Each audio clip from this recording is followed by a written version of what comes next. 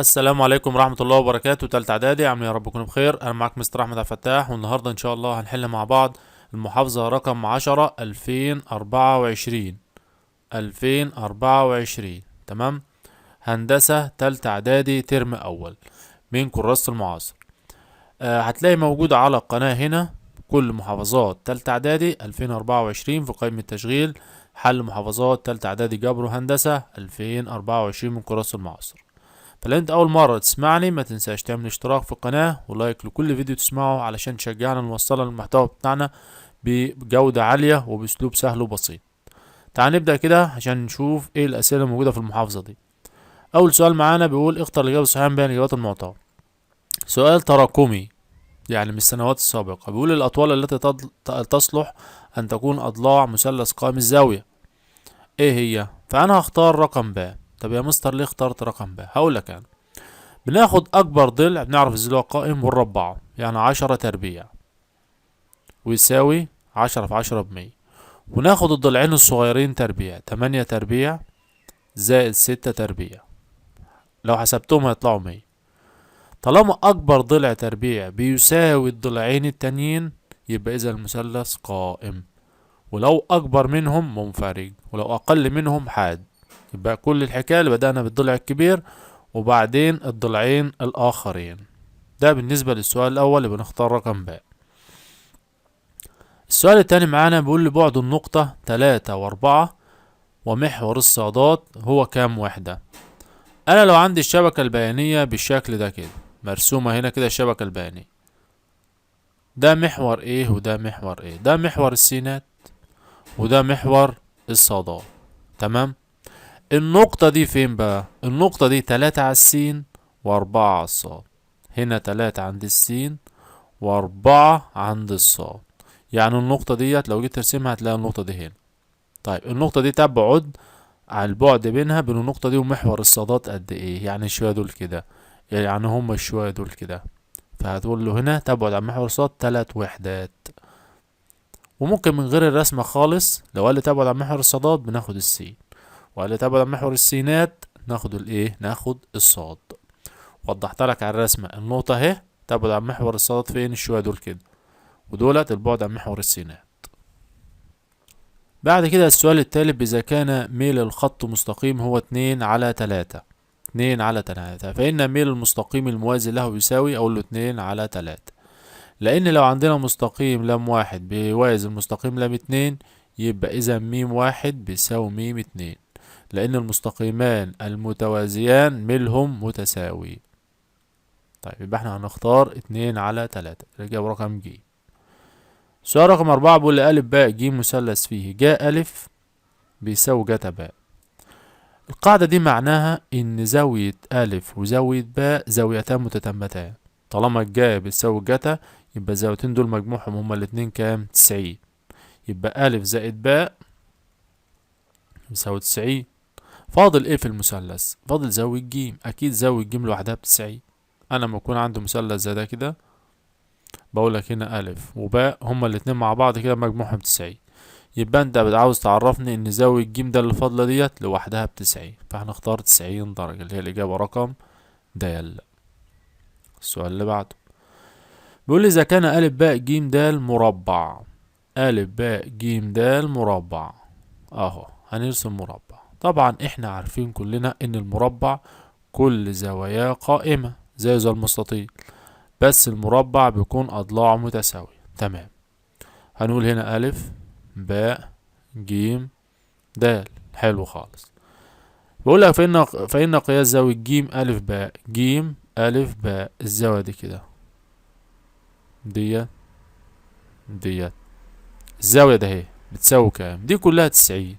فأنا أقسمها 45 و45 يبقى ج ألف باء هتكون 45 درجة.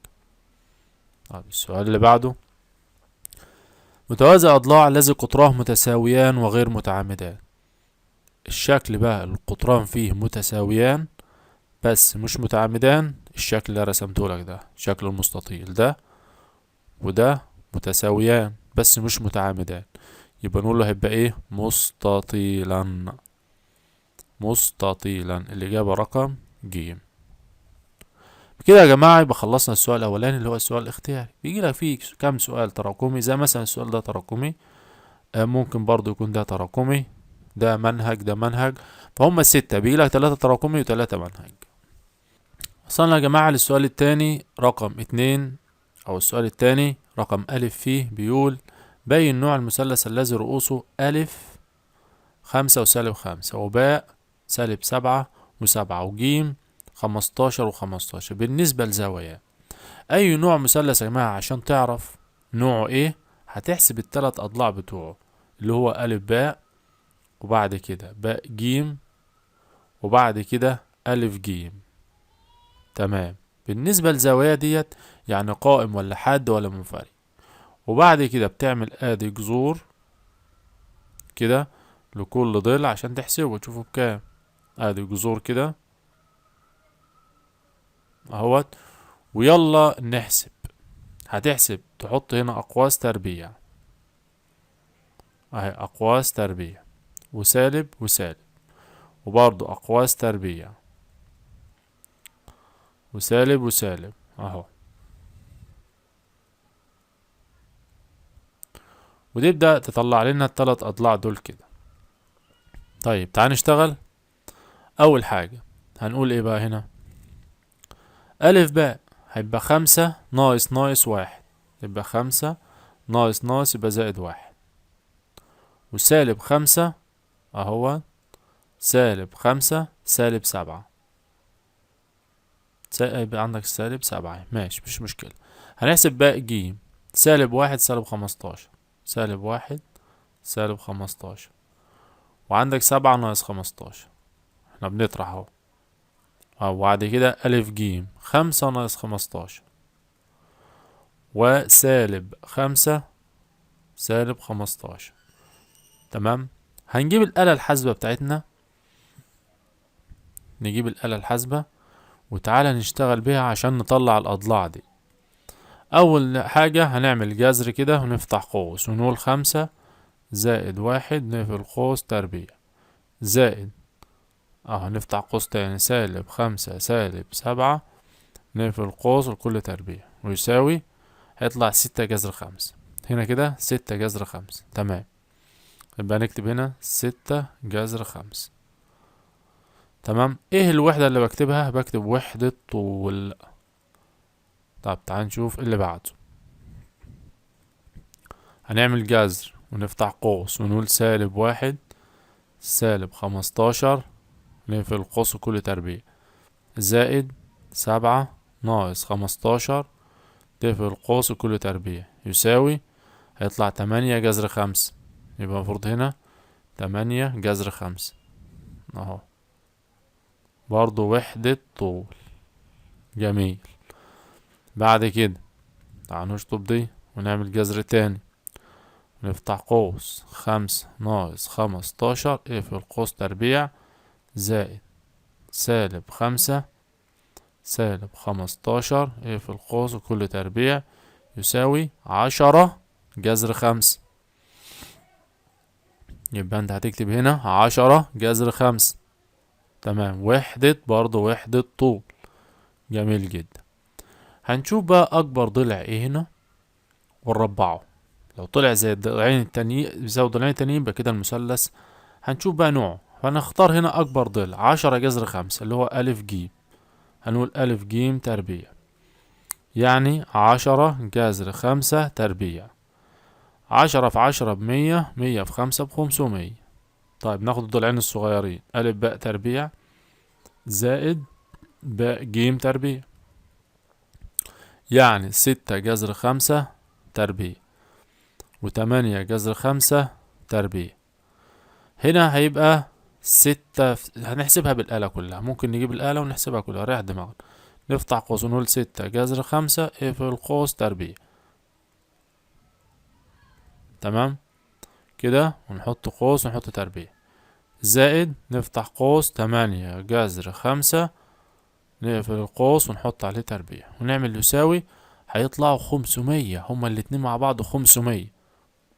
شفت بقى؟ يبقى نقول هنا إذن أو بما أن ألف جيم تربيع، يعني الضلع الكبير ده تربيع، بيساوي ألف باء تربيع زائد باء جيم تربيع. إذا المثلث ألف باء جيم قائم الزاوية. طالما بيساويهم يبقى قائم الزاوية. لو هو كان أكبر منهم يبقى منفرج، أقل منهم يبقى إيه حاد. يبقى العبرة بالضلع الكبير تربيع. تمام خالص. وصلنا يا جماعة لرقم باء في نفس السؤال. بيقول هنا أوجد قيمة س التي تحقق 2 جتا س يساوي ظا تربيع 60 ناقص 2 ظا تربيع 45. تمام خالص. تعال نحسب بحيث س قياس زاوية أي حد. فنقول هنا 2 جتا س بيساوي ظا 60 جذر 3 جذر 3 تربيع ناقص 2 في ظا 45 بواحد. يبقى 2 جتا س بيساوي جذر 3 تربيع ب3، 2 في 1 ب2. يبقى 2 جتا س هتساوي 1. نقسم على كام يا جماعة؟ على الاتنين. نقسم هنا على الاتنين نروح مع بعض. يبقى جتا س هنا هتساوي نص. جتا كام بيساوي نص؟ جتا 30؟ لا، جتا. طيب كمان يا جماعة انت ممكن تقول شيفت كوزاين نص كده وتقفل وتعمل يساوي. شيفت كوزاين نص تطلع 60. يعني معنى ذلك ان الزاوية ده هي 60. وانت طبعا راجل في تالتة اعداد وشاطر، لازم تبقى حافظ ان جتا 60 بتساوي كام؟ جتا 60 بتساوي نص. وطبعا 60 دي زاوية ايه حادة. تمام خالص. وصلنا للسؤال الثالث رقم أ. بيقول اثبت أن المستقيم الذي يمر بالنقطتين دول كده 1 و5 و2 و4 عمودي على المستقيم الذي يصنع زاوية قياسها 45 مع اتجاه الموجب لمحور السينات. أولا لازم نحسب ميل المستقيم الأول، وده هنسميه ميم واحد. فميل المستقيم الأول هنحسبه من القانون ده كده، صاد 2 ناقص صاد 1 على س 2 ناقص س 1. طيب تعالى بقى نشتغل كده ونحسب. أول حاجة يا جماعة هنقول 4 ناقص 5 على هنا 2 ناقص 1. 4 ناقص 5 سالب 1 على 1 يطلع الناتج سالب 1. نقول تاني، القانون اللي بنحسب بيه يا جماعة اسمه صاد 2 ناقص صاد 1 على س 2 ناقص س 1. يعني 4 ناقص 5 على 2 ناقص 1 يبقى سالب 1 على 1 فالسالب 1. ميل المستقيم الثاني هنقول عليه ميم 2، وهنا بيصنع زاوية، يبقى القانون اللي مستخدم ظا 45 أو ظا هاء، يعني ظا 45. والظا 45 بواحد صحيح. أنا كده طلعت الميل هنا بواحد بسالب 1، وطلعت الميل هنا بواحد. لو ضربتهم في بعض نقول بما أن ميم 1 في ميم 2 يعني سالب 1 في 1 يطلع الناتج كام؟ سالب 1. طالما الميل طلع ده حاصل ضرب الميلين طلع سالب 1، فأقول له إذا لام 1 عمودي على لام 2. إذا لام 1 عمودي على لام 2. وصلنا يا جماعة الرقم باء في السؤال التالت. بيقول أ باء ج مثلث قائم الزاوية في باء فيه أ باء. هنحط هنا أ باء قائم الزاوية في باء، يعني دي هي زاوية قائمة. حلو جدا. ودي هنا تبقى ج بقى. أ باء 5 وألف ج ده 13. أوجد قيمة جا ألف جاتا ج دي زائد جاتا ألف جا ج. أول حاجة في ضلع هنا ناقص، فنقول هنا من نظرية فيثاغورس. من نظرية فيثاغورس. من نظرية فيثاغورس احنا عاوزين باء ج، هنجذر ونربع. نقول باء ج جذر 13 تربيع ناقص 5 تربيع. هتحسبها هتطلع معاك 12 سنتي. يبقى الضلع ده كده ب12 سنتي. جميل خالص. نشوف ايه المقدار المطلوب. جا ألف جاتا ج زائد جاتا ألف جا ج. جا ألف زاوية ألف اهي، الجا بيساوي المقابل على الوتر، يعني 12 على 13. في جاتا ج جاتا المجاور على الوتر، يعني 12 على 13 زائد جاتا ألف جاتا ألف المجاور على الوتر، المجاور على الوتر، يعني 5 على 13 في جا جيم المقابل على الوتر 5 على 13. هنا ده 144 على 169 وهنا 25 على 169، هتبقى 169 واحدة كده، ونجمع دول كده هيطلعوا 169 أيضا، هيطلعوا 169 أيضا. يبقى 169 على 169 يطلع واحد. يبقى قيمة المقدار ده كده اللي بنتكلم عليه اللي هو ده كده هيطلع واحد صحيح. وصلنا يا جماعة للسؤال الرابع رقم ألف فيه، بيقول إذا كان ألف 3 واتنين وباء 5 وواحد وجيم 3 و5، أوجد معادلة المستقيم المار بالنقطة ألف، النقطة ألف دي كده، وينصف باء جيم. فاحنا في الأول لازم نجيب ميم دي منتصف باء جيم من قانون المنتصف. هنعمل ادي زوج مرتب على الاتنين وزوج مرتب على الاتنين، ونحسب المنتصف. باء جيم 5 زائد 3، نقول 5 زائد 3 على الاتنين، وواحد زائد 5 على الاتنين. 5 و3 8، 8 على الاتنين 4، 1 و5 6، 6 على الاتنين 3، تبقى 4 و3. يبقى عندك نقطة ميم 4 و3 ونقطة ألف 3 و2. طيب هنحسب بقى ميل الميل بتاع المعادلة اللي بتمر بنقطة ألف ومنتصف باء جيم. فنحسب الميل بقى، نقول هنا الميل هيساوي صاد 2 ناقص صاد 1 على س 2 ناقص س 1. طب هما فين النقطتين؟ النقطة اللي هي 4 و3 وألف اللي هي 3 و2. تمام، يبقى نقول 3 ناقص 2 على 4 ناقص 3. 3 ناقص 2 1، و4 ناقص 3 1، واحد على الواحد فالواحد. يبقى انا طلعت الميل اللي هستخدمه في معادلة المستقيم بواحد. طب المعادلة تبقى ايه بقى؟ المعادلة تبقى كالآتي. يبقى المعادلة هي ص بيساوي 1 س زائد ج. طيب كده انا فاضل لي الجيم اللي هو الجزء المقطوع. ازاي احصل عليه؟ هنقول بالتعويض بالنقطة الأولى اللي هي 3 و2، ولو عوضت بنقطة 4 و3 صح. 3 و2 دي مكان السين ودي مكان الصاد. يبقى مكان الصاد 2 بيساوي 3 زائد ج. هعدد بعكس الإشارة، يبقى ج بيساوي 2 ناقص 3، ومنها تطلع سالب 1. يبقى ج تطلع بكام؟ سالب 1. إذا المعادلة المطلوبة هتكون ايه بقى على بعضها؟ هتكون المعادلة كالآتي: صاد بيساوي س ناقص 1. دي المعادلة اللي هو عايزها في الآخر خالص، اللي بتمر بنقطة ألف ومنتصف باء جيم. رقم باء هنا بتقول لي أوجد بدون استخدام الحاسبة قيمة المقدار جا تربيع 45 جتا 60 زائد ظا 30 جا 60. أول حاجة هنكتب المقدار هنا هو جا تربيع 45 جتا 60 زائد ظا 30 جا 60. جا 45 واحد على جذر 2 الكل تربيع، في جا 60 نص، زائد ظا 30 واحد على جذر 3، في جا 60 جذر 3 على 2. دي هتبقى نص في نص، تمام، زائد واحد في جذر 3 بجذر 3، وجذر 3 في 2 ب2 جذر 3.